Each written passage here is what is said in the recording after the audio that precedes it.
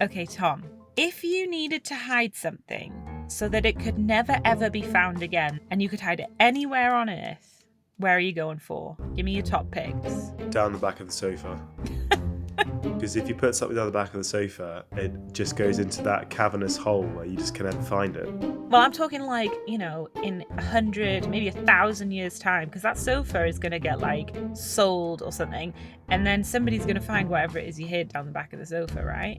Okay, fine, fair enough.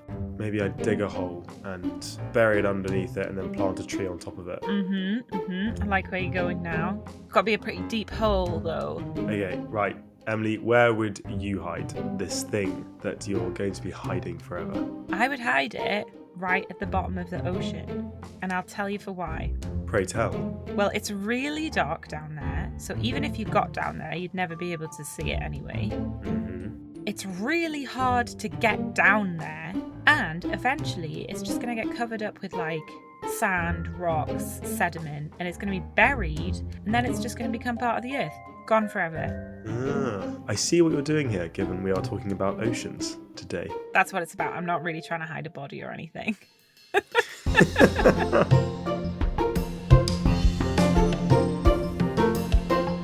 Hello, and welcome back to the Carbon Removal Show. Welcome, listeners. I'm Emily Swaddle. And I'm Tom Praviti. And we've had a bit of a season break for a few weeks, but we are back with a couple of episodes to round off season 2. Yes. This season, we've been looking at some of the big carbon removal questions and trying to get a sense of what the future of this industry might look like. It's truly been quite a season, wouldn't you say, Emily? Yeah, it's been a real adventure. And you'll be pleased to know, Tom, the adventure continues. Yes, that's what I want to hear. We're going to be doing some more exploration then. We are indeed, matey. Oh, God. Oh, God. Here we go. Oh, yeah. We're getting deep into it today, Tom. I suppose I better get ready to dive right in, I guess. Got him. Hook, line, and sinker. Right, okay, enough of the puns. Today, of course, we are talking about oceans. Yeah, we've got a great episode for you today, listeners. I think it's going to make quite a splash. Well, we are finally getting around to talking about oceans. It feels like it's been the missing piece in some ways. Yeah, I know what you mean. Our season 1 rundown of carbon removal solutions was, if I do say so myself, fairly comprehensive. But this is one of the big ones that we just haven't had the chance to cover yet. When you're saying big, Emily, how big are we talking here? How important is the ocean for carbon removal? Oh, it's big, Tom. It's a big player. How about we start by going back to basics? The carbon cycle. Our old friend, the carbon cycle. How we have missed you. So when we've talked about the carbon cycle on this show before, we've been focusing on the movement of carbon between the atmosphere and the land, both the ground itself and the creatures living on it, the plants, animals, us, and ultimately the rock deep beneath our feet. Well, let me introduce the ocean into this equation. Some estimates suggest that the ocean absorbs about a quarter of all the CO2 emitted by human activity every year. And maybe even more, estimates vary. And if we disregard the carbon stored in the rock of the Earth and just look at the atmosphere, the biosphere on land, and the oceans, over 80%, and some say even up to 90%, of carbon in those parts of the carbon cycle is stored in the oceans. Let that sink in. Okay, I know the ocean's huge. We know it covers 70% of the planet's surface and goes down to depths of, say, some 1,000 meters? Yeah, actually 11,000 meters, which is a little under 7 miles. If you put Mount Everest in the deepest part of the ocean, the peak of the mountain would still be a mile below the surface. Wowee, that's unbelievable. Can we break this down though? You mentioned that the ocean is absorbing carbon from the atmosphere, so what's driving this? Okay, here we go.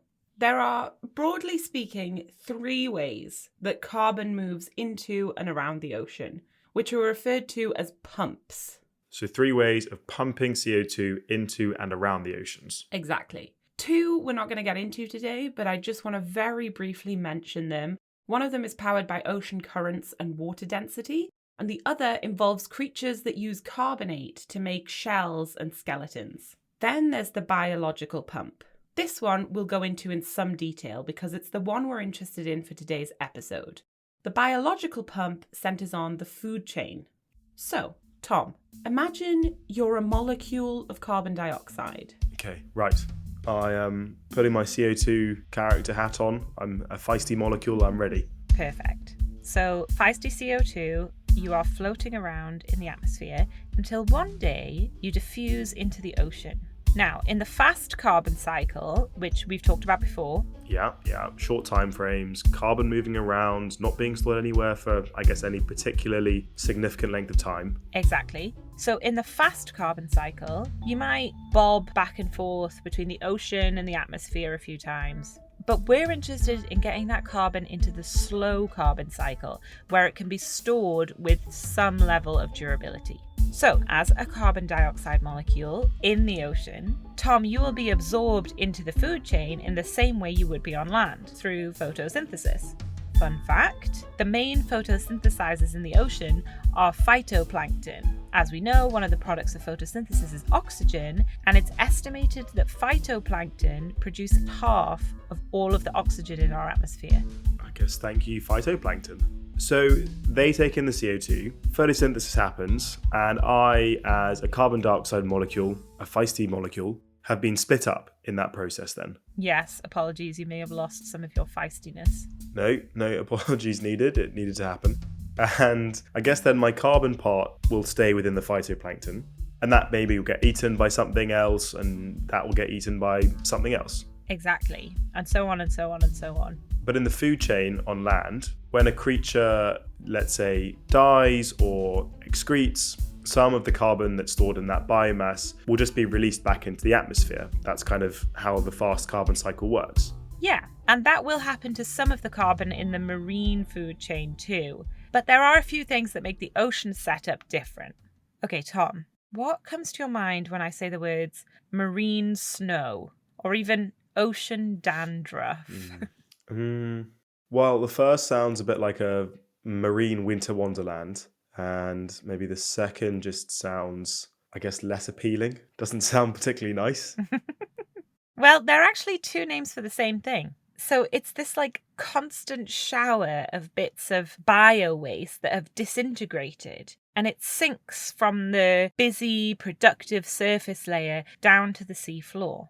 The dandruff snow brings with it nutrients, which otherwise would not make it to that depth in the ocean, and of course, carbon. It settles on the sea floor and is eventually covered in sediment and captured there, now part of the slow carbon cycle. Sounds like a simple, easy solution. Sounds great. Yeah. Full disclosure, a lot of the snow gets eaten or decomposes on its way down, so only a fraction of it reaches the sea floor for permanent sequestration.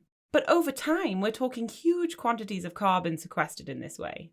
And you know something else that makes the ocean different from life on land? Whales.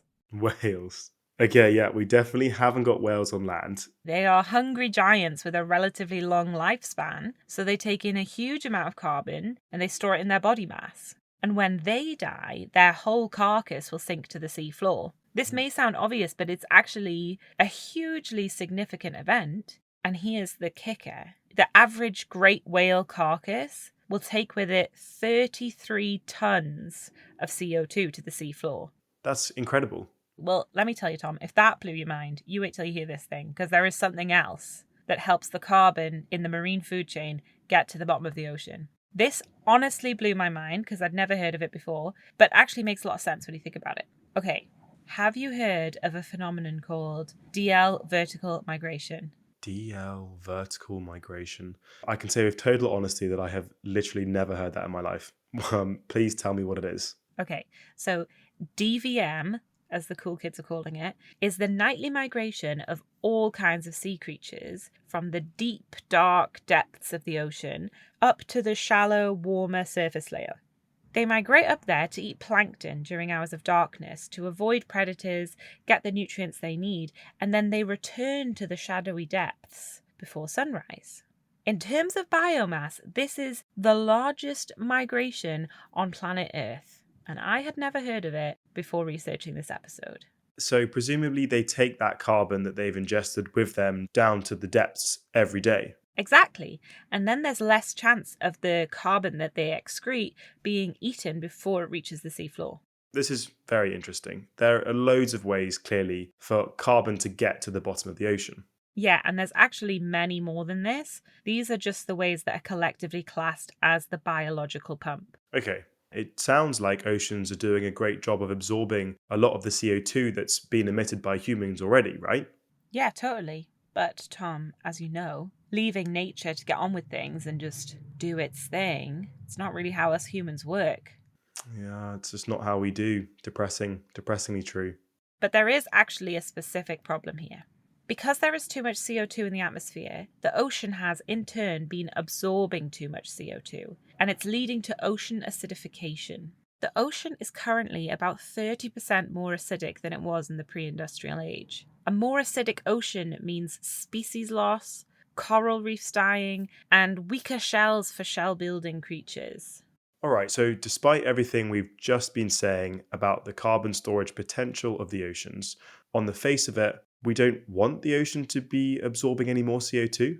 We don't want more CO2 floating around in the ocean willy-nilly, but we do want to find ways of storing carbon in organic matter within the ocean and down at the bottom of the ocean where it can be captured for thousands of years without affecting the pH of the water. So, if we're looking at the ocean as a site for biological means of carbon removal, we want to be getting that carbon out of the water itself and into the biomass, and ultimately down to the ocean floor. Then we can start to think of this as durable carbon removal. Yes, the chance for durability is appealing. The other big thing is space. Space on land is more precious to humans than space in the ocean.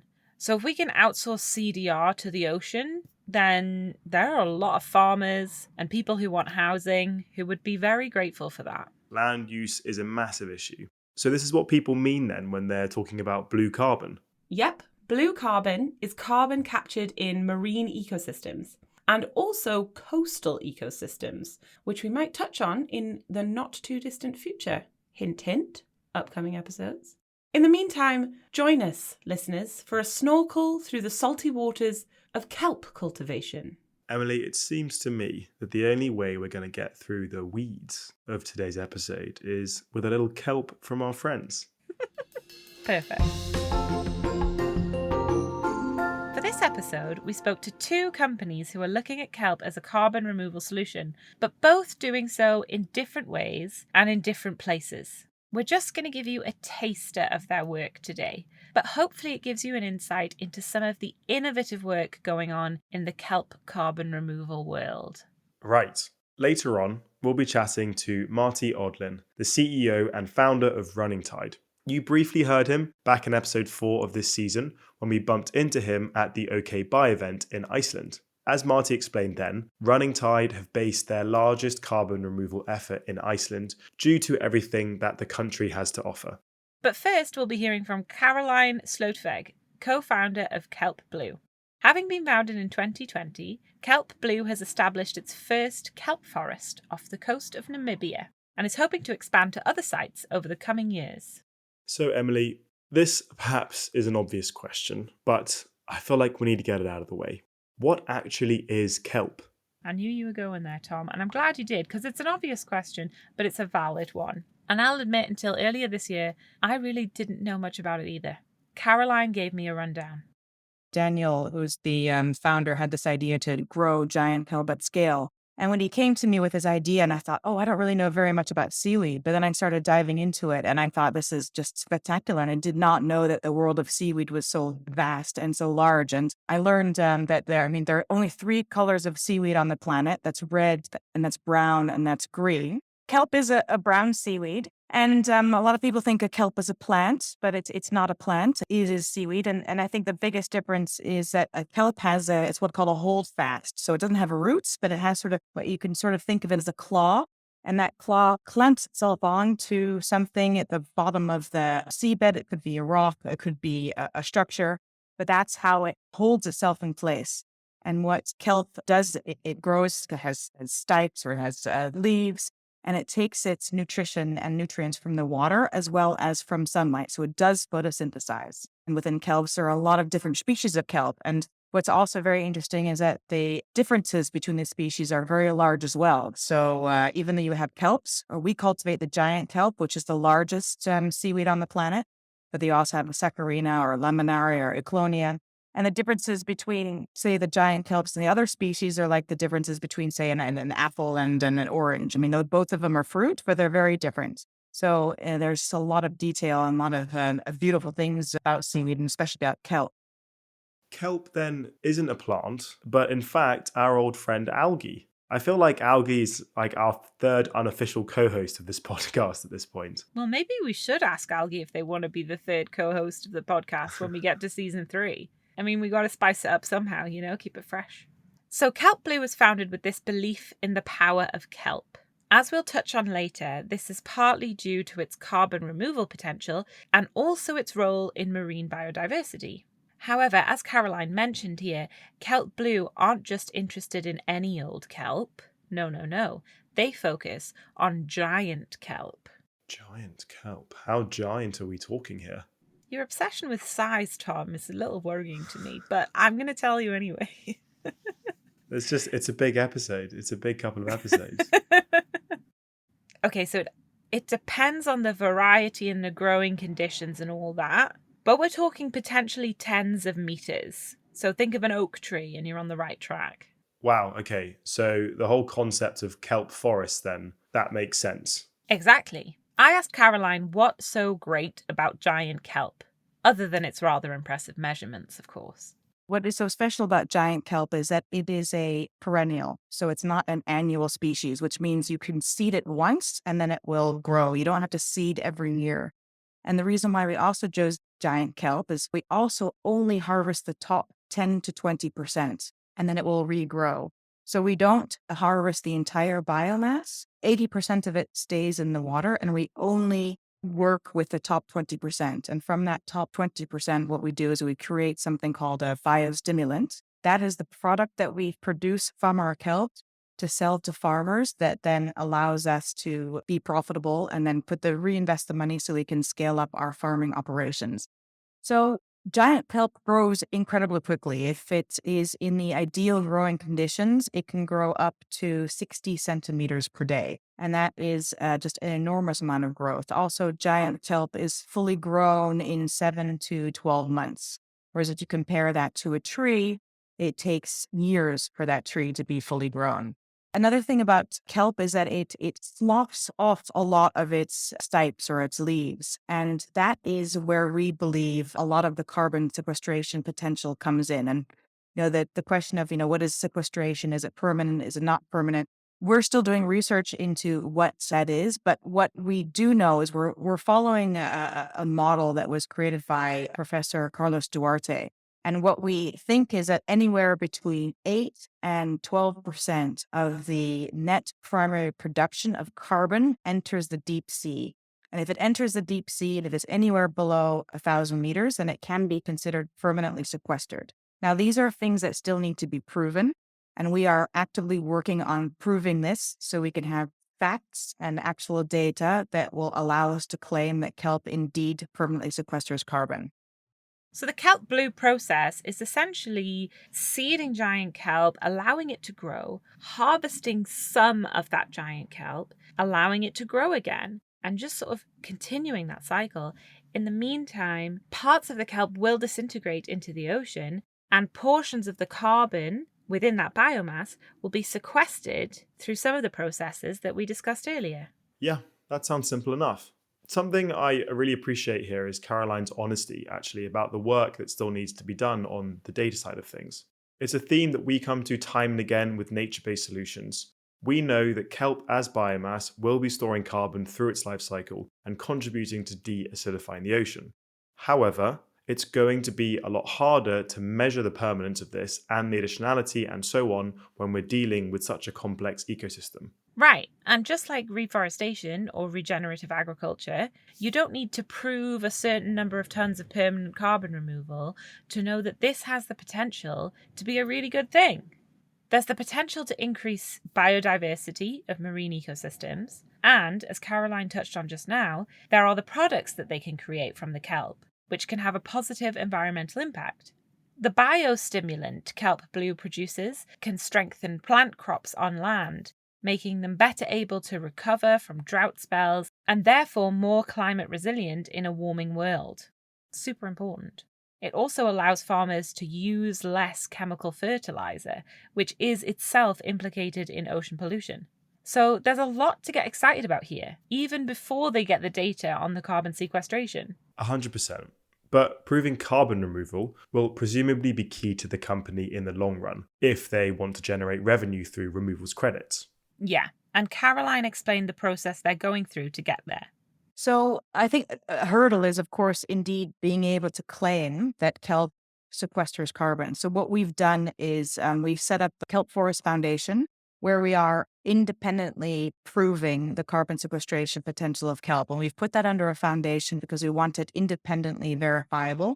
We also want the work that we're doing there to be open and shared with the world. So all the work that we're doing to back up the claims that we're making is done via the Kelp Forest Foundation. Ultimately, what we hope we can get to is to a blue carbon credit that is based on seaweed. And that is work that will take some years, but at least we are aware of what it takes. It will be a very long trajectory, but it's something that we started and we feel very passionate about. We don't have that as part of our business model at the moment, or at least not a significant part in the coming years, because it will still take us a few years to get the science and the data to prove that kelp sequesters that carbon. We do see some revenue coming from biodiversity credits, but it's the same issue as with carbon. We still at the very beginning of being able to quantify any kind of biodiversity increase because cultivating kelp. So we want to do that in a very responsible and safe way. Same with the carbon credits. In future, we hope to be able to create them, but for now, is not a large part of our business model. Our revenue definitely comes from the products that we are making from the kelp. So the biostimulant, there's also a pulp that is still left over, and in that pulp, you can extract what's called an alginate. And an alginate is something that is very widely used in the plastic replacement industry. So there are some amazing companies out there, Physios and Notpla, that are using seaweed to create plastic replacements as well. So there's still a lot of value that can be generated from the pulp as well. So as we progress and as we evolve, we will be investigating how we can open up those markets as well. So Kelp Blue are, on the one hand, working to support the development of the blue carbon space through the Kelp Forest Foundation, and in the meantime, looking at revenue streams that they can generate from all the co-benefits that harvesting kelp offers. It feels like both are pretty key to scaling up their business. Yes, and on the subject of scalability, we're not exactly short of suitable ocean space for these sorts of projects. Kelp can grow and does grow in sites across the world. There's a map. Let me just tell you about this, Tom. Tell me. Kelp forests can be found west coast of North America, pretty much the whole west coast of North America, from Alaska all the way down to Mexico. Northeastern North America, clumps of kelp forests there.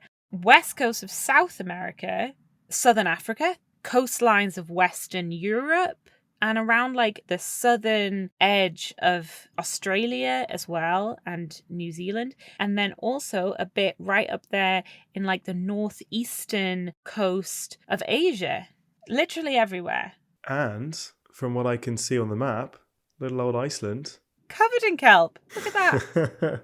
Crucially, businesses looking to grow kelp won't be competing for the space in the same way that many of our favourite land-based carbon removal methods are.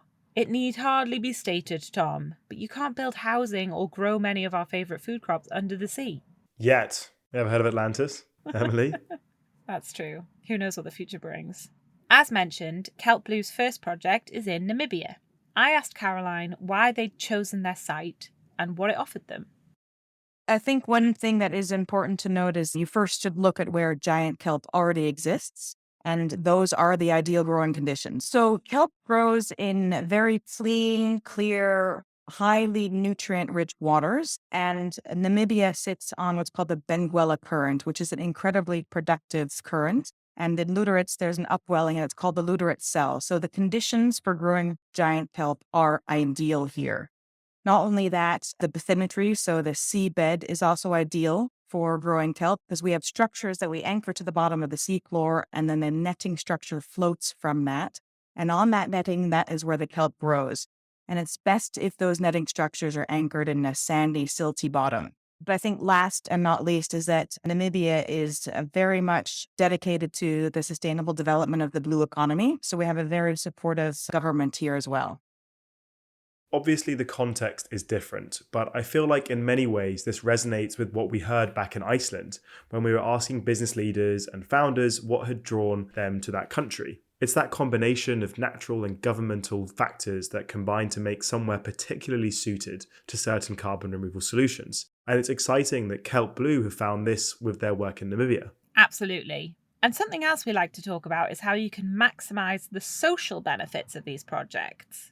Obviously, we're all super keen to remove carbon, restore ecosystems and the like, but we also know that there's the potential to have both a positive and a negative social impact here. And the need to do this well is particularly acute when we're operating in the global south. For Kelp Blue, this is a big part of their mission, and they're very aware of the responsibility they have to get this right. When we have jobs, for example, we always open that up to Namibians first. And as a result, we are 80% Namibians in Namibia. And what we also do is we have our procurement policy, so our policy of how we buy materials, a very strong preference for buying local first. And because we build that into our policies, we always make sure that we buy local and support local first. And another way we involve the community is we have public consultation meetings. But what's also very important is beyond just the business of what we're doing as Kelp Blue, we need to start thinking about creating the ocean ambassadors of tomorrow. So we have a youth outreach program. A good example is we had anchors that we needed to install. So what we did is we went to the schools, the elementary schools, and we challenged them. We said, how we've got these anchors that are going to the bottom of the ocean. How do we make sure they team with life? How do we make sure that more biodiversity comes around these anchors? So it was a great education opportunity to share how amazing and wonderful the ocean is. But it was also a really good way of getting them involved with what we're doing. So the teams designed the anchors to be a house for marine biodiversity. And we said when they pitched their ideas and they came and they were allowed to create a small scale version of their anchor, they all actually won. Because in the end, Mother Nature is going to decide which design was the best. And that there you also carry them on into the journey with what we're doing. So it's just something that, we take very seriously, and we spend a lot of time with the local community. Now, if you're feeling inspired by what you've heard so far, and you wish you could do more to rid the atmosphere of carbon, great news! You can. One of our sponsors, Patch, is the platform for climate action. They make it easy for businesses and their end customers to neutralize their carbon footprint. Patch works with companies in crypto, fintech, e-commerce, and more to embed carbon removal projects into their products and services, or provide companies with the option to purchase carbon removal from vetted projects right from their platform. That means businesses can build carbon negative products and features that enable climate action at scale. Build something climate positive with Patch. Head to patch.io/TCRS to learn how. Having been teed up on the potentially giant impact that kelp can have in the carbon removal space, we wanted to speak with another company starting from a similar place but using a very different approach. This is where Marty Odlin, co-founder and CEO of Running Tide, comes in. Now, Marty has a fascinating origin story which led him to where he is today. So I grew up in a commercial fishing family, worked on the waterfront a lot growing up. That was my relationship to the working world, was just hanging out on a waterfront. 13 of my family members are offshore fishing captains. So I was just in that ferment of people that pay a lot of attention to nature, pay a lot of attention to nature, pay a lot of attention to markets, and then try to connect those with some industrial system. So I went to engineering school, and out of college, I took a job where we were working pretty tightly with China and doing product design and then setting up production in China. And I remember seeing how quickly China was growing and seeing how fast production systems were getting built there, how fast factories were moving there. And I could see all of that was getting built on a carbon intensive energy infrastructure, right? It's all coal burning power plants. It became really clear to me, obviously everyone was aware of climate change at that time. But when I saw that, that we were just essentially rebuilding all consumer production in China on top of a heavy emitting infrastructure. I remember actually flying out of Hong Kong and looking down at all these factories and then seeing the container ports, and just it clicked in my head that all this was connected, and like the entire world was moving all their consumer production to China, and it was all built on coal. Judgment free on whether like you think outsourcing is a good idea, but like building it on that energy infrastructure was a bad idea for sure. And I could see that it was probably going to accelerate. So started working at Columbia University at that. Within like a few months, I came in contact with Klaus Lochner's idea of artificial trees, which is like very early proponent of direct air capture. This is around 2008, 2009. It like clicked in my head instantly. I was just like, yep, that's going to be the biggest industry in the world, oil industry in reverse. Like, I want to work on that.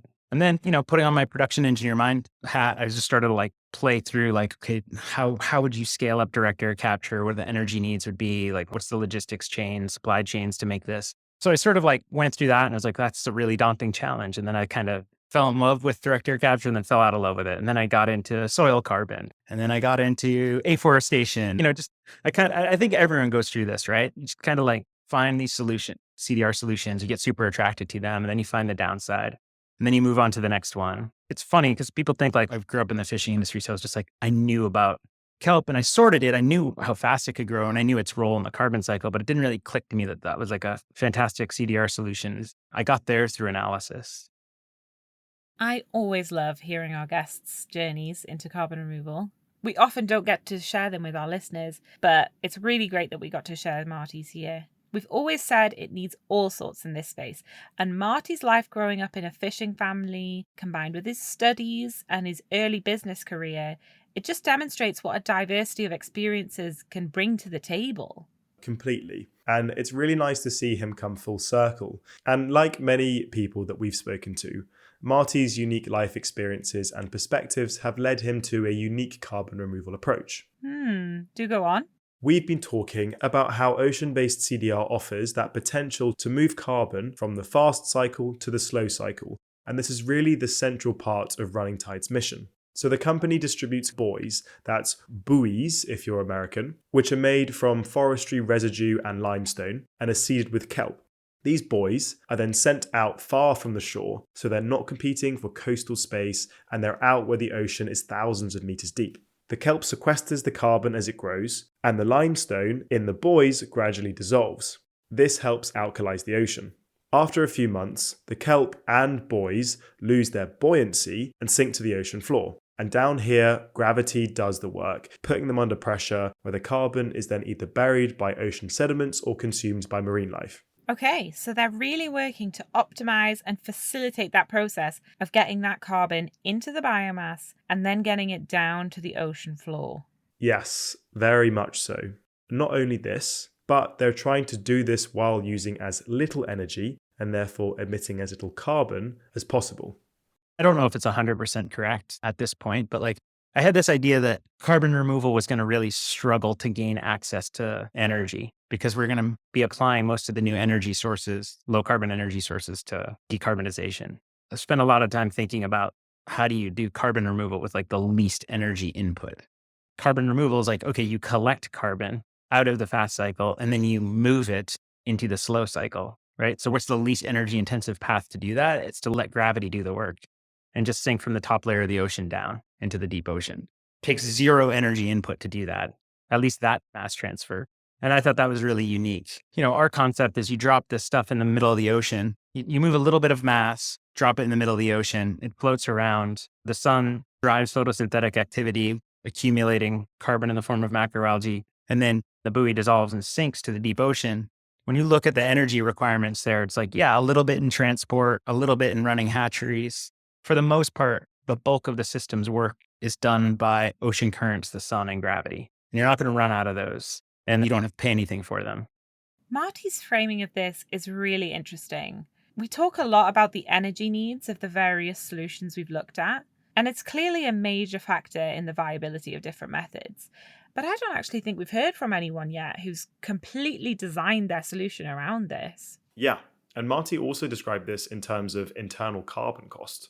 Breaking this down, If your business is carbon removal, the cost to you of emitting a ton of carbon comes directly from your bottom line, and you know exactly what it is because that's 1 ton you can't in good faith sell as a credit.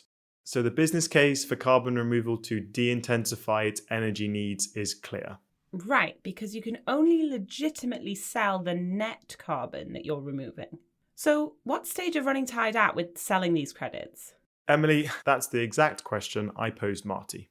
We're selling credits based on pilot scale experiments. We net out negative carbon, even like in pilot scale stuff. So, we're selling those credits as they're generated. So measurement, reporting, and verification is like a key component of all CDR, right? Like you got to measure and verify everything. And there's uncertainty associated with those, especially when you have a small data set. A lot of the stuff that we're doing is based on like machine vision and a big data approach. So we can only sell right now what we're absolutely dead certain that we removed. That's all you can ever sell. So it's not like right now. It's just that right now, that's like a smaller proportion of what we're going to be able to sell as our data set drives down the variance of like the question of how much did we remove net from the whole supply chain. Because of this, a big part of Running Tide's business is data. Long term, they want to be selling credits for projects delivered at scale, but this will rely on accurately measuring and verifying the total carbon they're removing through their activities. So just like some of the forestation and regenerative agriculture businesses we've looked at, a lot of their current efforts are in building the hardware, the software, the data systems that enable the collection and analysis of data that can inform their work. Yeah, this is a bit of a theme with a lot of the so-called nature-based solutions out there, moving from uncertainty to being able to make concrete claims about the benefits of your work. It's key if you're going to make these projects commercially viable and sell credits on the market. Right. And just like with other nature-based solutions, it's also about knowing what interventions can be done safely and effectively. As you outlined at the beginning of this episode, Emily, the ocean is a vast and immensely complex system. And this means not only uncertainty as to the effects of these interventions, but also the potential for unintended consequences. We know that the ocean is in a bad state and it desperately needs ecosystem restoration and deacidification. But I was keen to know, how badly could things go wrong if businesses in this space don't take due care? And what can they do to mitigate these risks? Now, anytime you do anything this big, you could do something stupid. And, while we're years and years away from anything at the scale that could like hurt the ocean or hurt like the carbon cycle on land or anything like that. But, one thing that would be really stupid, for instance, would be to like cut down the Amazon rainforest and put like solar panels there. That would be dumb. We shouldn't do that. And I think likewise in the ocean, when you're talking about ocean CDR, you have similar problems, similar levels of destruction could be enacted. One thing we've thought a lot about is like using floating species of algae, because then you don't have to provide any buoyancy. You just like have floating species, but like that could run away on you. If they can float and propagate on the surface of the water without any intervention from humans at all, there's a chance that could just run away. There are ways to mitigate that. That's not like a blanket statement. So like, okay, what are the mitigation efforts? Let's be thoughtful about that. I think we want to have systems that we can shut off. The system we've designed, the buoys have like a set lifetime, sub 6 months for the most part. It might even be a little shorter. And it's like, if we stop putting the buoys out with this negatively buoyant kelp, 6 months later, it's all gone. And so like, there has to be intentionality behind the like maintenance of the program. Another thing that might not be very smart, and this is something we've also designed into our system, but it's something we think a lot about, is like having like acute localized effects. You don't want to manipulate the chemistry of the top surface of the ocean and pull it out of the Goldilocks zone. Like if you do too much alkalinity enhancement in one spot, that's just as bad as doing like too much ocean acidification in one spot. And look, like all of this is going to have to be governed. It's all going to have to be measured and analyzed. And this is why like we spend almost all of our effort measuring pre and post conditions. Mostly what we are is like a sensor and analytics company to understand what's happening, where it's happening, how much manipulation we can do. As ever, caution is key. Got to take care of the natural world. We've only got one of them. Yeah. And as Marty touches on, governance of this is going to be a major consideration as these projects deploy at scale. But as he argued, the need for caution shouldn't stop us from focusing on the ocean as a major site for carbon removal. Indeed, he makes the case that ocean-based CDR is an essential part of our portfolio of solutions. There's no way land-based carbon removal can scale fast enough to stop ocean acidification from wreaking havoc. Even if you were like, you found a cheaper way on land, which I mean is a matter of probabilities at this point, you still have to stop ocean acidification. That's the scariest thing that's happening. And like all the warming's happening in the ocean too, but like we mess that up, we break that, we destroy homeostasis and like lose all this phytoplankton and then lose all the structure in the coastal environment. That's irrecoverable. So we got to do it. Whew. We have really just skimmed the surface today, Tom. We've looked at kelp, and there are so many other approaches that use other kinds of biomass. We haven't even done a deep dive here. We've just done like a shallow snorkel into the world of kelp. By the way, listeners, if you want to find out more about the ocean restoration work and all the other projects that Running Tide and Kelp Blue are involved in, check out their websites. There's loads of info on there. You'll find the links in our show notes. How has this all landed with you, Tom? It's been eye-opening, I would say. Something that struck me when we were speaking with our guests was it just feels like a no-brainer to be looking at carbon removal in our oceans. I mean, the surface of the planet is 70% ocean. It's already absorbing close to a quarter of all anthropogenic CO2 each year, possibly more. I mean, mathematically on paper, it just feels like a no-brainer to be working on solutions in our oceans. I don't know what you think about that. Yeah, totally. I'm also querying slightly how, if it feels so obvious on the face of it, why perhaps ocean-based carbon removal solutions have lagged behind others. Generally, I feel as though there's this common consensus that we know more about the surface of the moon than we know about the bottom of our oceans. And so there's that knowledge gap there. I think the whole natural mystery of it is a really important point. Because obviously with carbon removal and all of the co-benefits that come along with these projects, we're trying to improve the situation globally. I guess, as we've touched on in this episode, the main worry for me is the unknown risks that we're running here. We don't know all that much about the depths of the ocean. We actually don't know the full picture, the full scope of the impact that we're having. That scares me a bit. But having said that, I'm also aware that we don't have the luxury to know everything before we take action. But we really have to be careful. It feels like many of these more nature-based solutions are not just blue carbon, but reforestation, regenerative agriculture, and so on. They're on this kind of spectrum. A spectrum between, on the one hand, attempting to replicate and build on what nature is already doing, and then on the other hand, using approaches that enhance the storage capacity, the speed of sequestration, or the durability of these natural sinks. I feel like we've seen a range of that spectrum today, with kelp blue more towards that former end, and then running tide perhaps more towards that latter. Yeah, that sounds fair. And I think there's also a related question of whether you start predominantly from a principle of nature restoration or with the aim of optimizing for carbon removal. Obviously, you can do both, and we definitely need both, but there will always be a balance there, and different organisations will be taking slightly different approaches to finding that balance. Coming back to my worry then, it does feel as if the more interventionist you are, or the more you attempt innovative and engineered approaches, yes, there may be a higher reward in terms of potential carbon removal, but the trade-off maybe a slightly wider range of potential risks. It is worth noting that Running Tide came into a bit of criticism earlier in 2022, with some expressing concern that their methods have the potential to disrupt complex ecosystems. Running Tide stresses that they have many safeguards in place and are constantly monitoring their impact and being led by the data on what they do, as Marty explained in our interview with him. Right. And I guess in some ways it's again similar to other nature-based solutions that we've looked at. There are always risks of doing unintended harms. And that's precisely why monitoring, continual research, so on, is so important.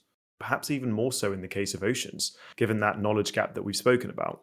100%. And after all, Tom, neither you nor I are scientists. So I don't really feel like we can really weigh in.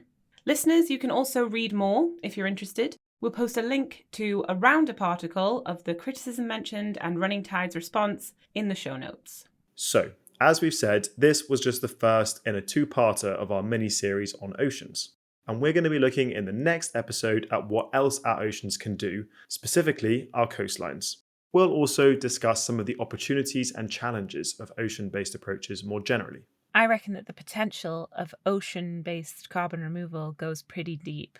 I think today has just been a drop in the ocean. I can't wait for your future puns, Emily, that are going to be coming up in the next episode. Don't hold your breath, Tom. Oh my God. Right. See you next time. Thanks for listening. Bye. Bye.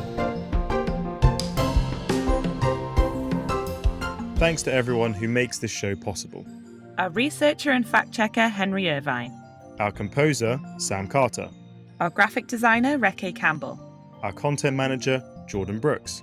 Our guest booker, Anna DeWolf Evans. Our editor, Mercy Barno. Our producer, Ben Weaver Hinks. Our project manager, Patrick Carter. And our executive producer, Sam Floyd. Thank you so much for listening to The Carbon Removal Show. Follow us on Twitter at RestoredCC, follow us on LinkedIn at The Carbon Removal Show, and you can visit our website, restored.cc. We're all over the internet. And please remember to give us a rate and review. It really makes a difference. Thank you so much.